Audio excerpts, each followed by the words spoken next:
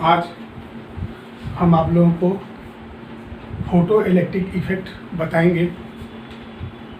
इससे भी पता चलता है कि इलेक्ट्रोमैग्नेटिक वेव में पार्टिकल नेचर होता है। अब सबसे पहले हम लोग ये देखें कि फोटो इलेक्ट्रिक इफेक्ट कहते किसको हैं। जब मेटल सरफेस के ऊपर लाइट या कोई रेडिएशन स्ट्राइक करता है तो उससे देखा गया है कि इलेक्ट्रॉन का इमिशन होता है। इसको हम लोग डिफाइन कर सकते हैं कि व्हेन इलेक्ट्रोमैग्नेटिक वेव और light of particular frequency strikes at the surface of metals, then the ejection of electrons starts from the metal of the surface is called photoelectric effects, and the electrons which are ejected from the surface of the metals are called photoelectrons। इसको हम एक experiment के द्वारा भी दिखला सकते हैं।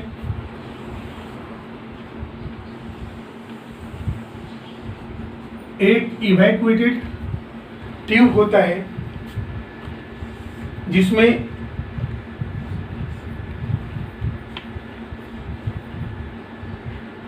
Cathode और दूसरे पार्ट में एनोड रहता है जो कि आउटर सर्किट से जुड़ा हुआ रहता है। इसके ऊपर लाइट का जब स्ट्राइक होता है तो इलेक्ट्रॉन का निकलना स्टार्ट हो जाता है।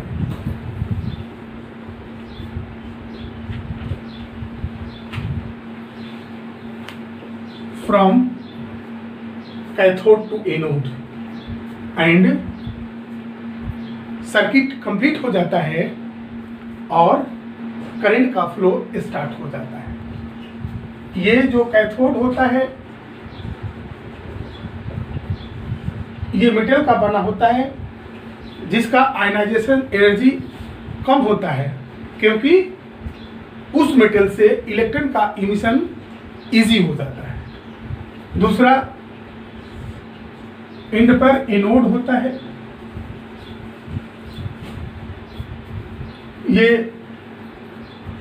रेडिएशन जो कि स्ट्राइक करता है कैथोड के ऊपर जिसके कारण इलेक्ट्रॉन का इमिशन स्टार्ट हो जाता है from cathode and moves towards anode. ये फोटो इलेक्ट्रिक इफेक्ट को एक्सप्लेन करता है। अब हम लोग ये देखेंगे कि some important facts about the photo electric effect.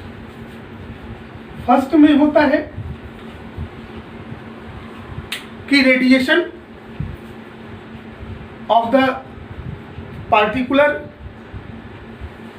Frequency strikes at the surface of the metal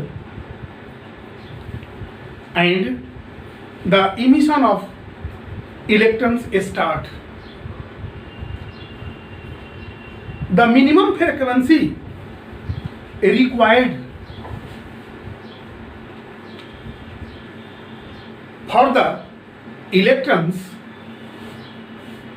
of the radiation so that they can emit the surface of the metals is called threshold frequency। इस frequency से कम का radiation अगर fall करता है metal के surface के ऊपर तो किसी भी परिस्थिति में कितना भी अगर हम लोग टाइम तक रेडिएशन को स्ट्राइक कराएं, उससे इलेक्ट्रॉन का इमिशन नहीं हो पाएगा। सेकेंड पॉइंट जो है कि kinetic energy of the emitted electrons is directly proportional to the frequency of the radiation. It does not depend the brightness or intensity of the radiation. Third, the number of electrons ejected depends on the intensity of the light or brightness of the light or radiation.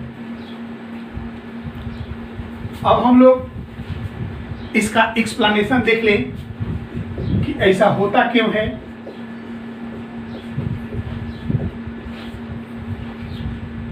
जब photon strike करता है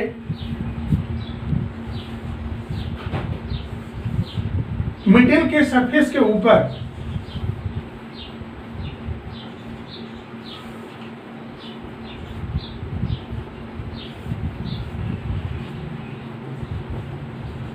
तो electrons का emission start होता है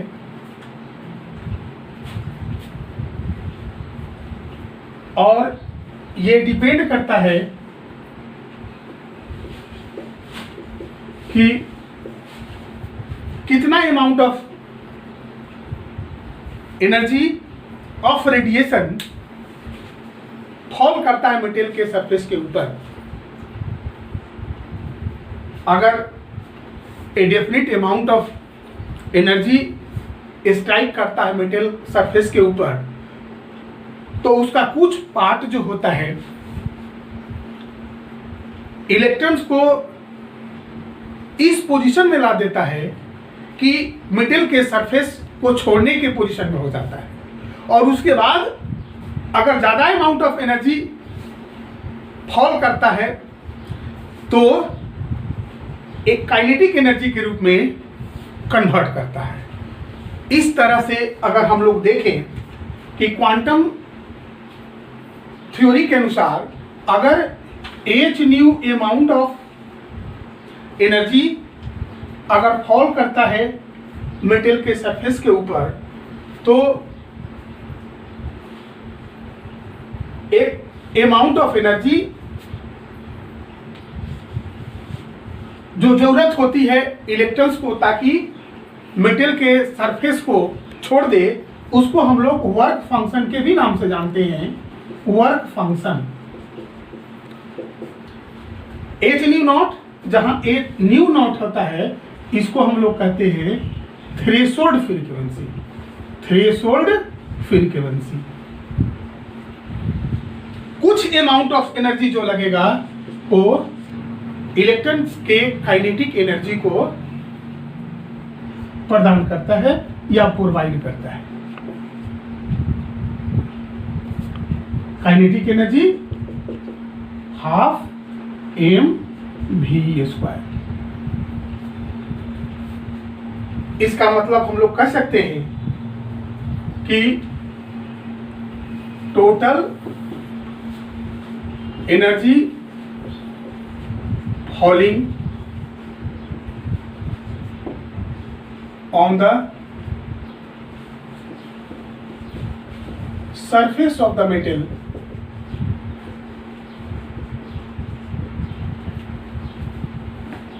is equal to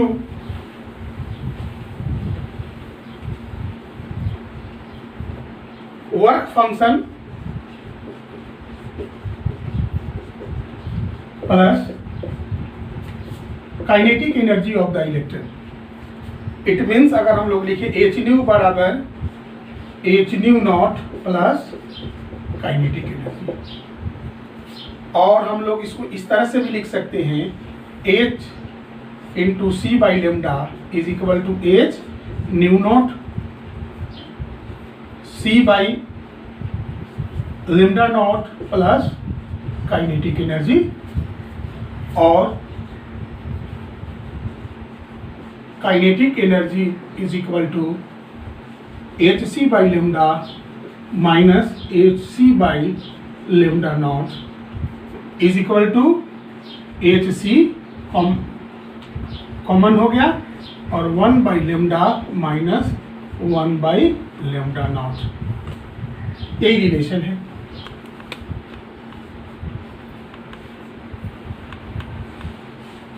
lambda naught kinetic energy. Kinetic energy को हम लोग जानते ही हैं, काइनेटिक एनर्जी इक्वल टू होता है हाफ एम वी स्क्वायर। इसका मतलब हुआ कि फोटो इलेक्ट्रिक इफेक्ट के अंदर जब एक certain amount of energy of radiation fall करता है मेटल के सरफेस के ऊपर, तो कुछ जो उसका अमाउंट होता है जो इलेक्ट्रॉन्स को प्रदान करता है, प्रोवाइड करता है ताकि मेटल के सरफेस को छोड़ दे, और कुछ पार्ट इलेक्ट्रॉन के काइनेटिक एनर्जी को प्रदान करता है या प्रोवाइड करता है, मतलब काइनेटिक एनर्जी में उसका कन्वर्सन होता है। एक चीज और हम लोग देख लें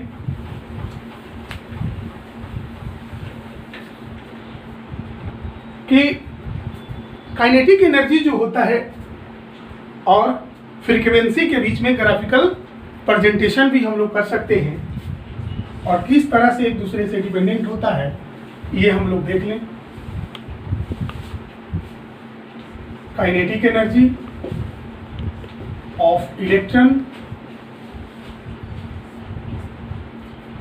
इधर हो गया फ्रीक्वेंसी,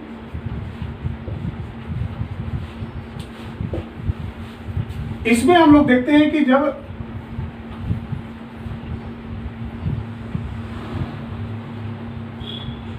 ये डायरेक्टली प्रोपोर्शनल होता है kinetic energy of the electrons with respect to frequency. एक हम लोग और देख लें कि काइनेटिक एनर्जी ऑफ इलेक्ट्रॉन और इंटेंसिटी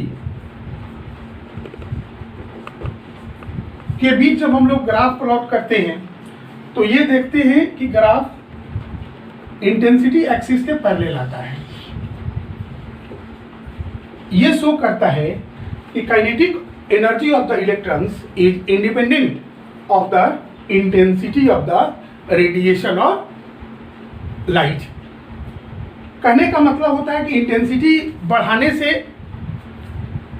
रेडिएशन के kinetic energy of the electrons में कोई चेंज नहीं होता है। यही ग्राफिकल रिप्रेजेंटेशन हुआ।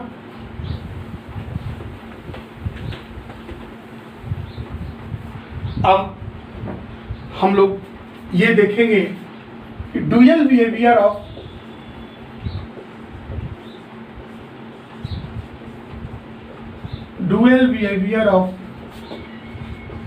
Electromagnetic wave. Dual behaviour of electromagnetic wave में हम लोग ये देखते हैं कि इलेक्ट्रोमैग्नेटिक वेव पार्टिकल नेचर के द्वारा ये शो करता है कि रेडिएशन के द्वारा फोटो इलेक्ट्रिक इफेक्ट होता है या ब्लैक बॉडी रेडिएशन होता है। सेकेंड, चूंकि इलेक्ट्रोमैग्नेटिक वेव डिफ्रैक्शन भी शो करता है और इंटरफेरेंस भी शो करता है, इसलिए ये शो करेगा कि इसमें वेव नेचर भी है। कहने का मतलब हुआ कि इलेक्ट्रोमैग्नेटिक वेव में दोनों तरह का नेचर होता है, पार्टिकल नेचर भी होता है और वेव नेचर होता है। जब इलेक्ट्रोमैग्नेटिक वेव किसी मैटर के कांटेक्ट में आता है तो उसमें कोलिजन उत्पन्न करता है या वाइब्रेशन उत्पन्न करता है जो कि पार्टिकल नेचर को शो करता है।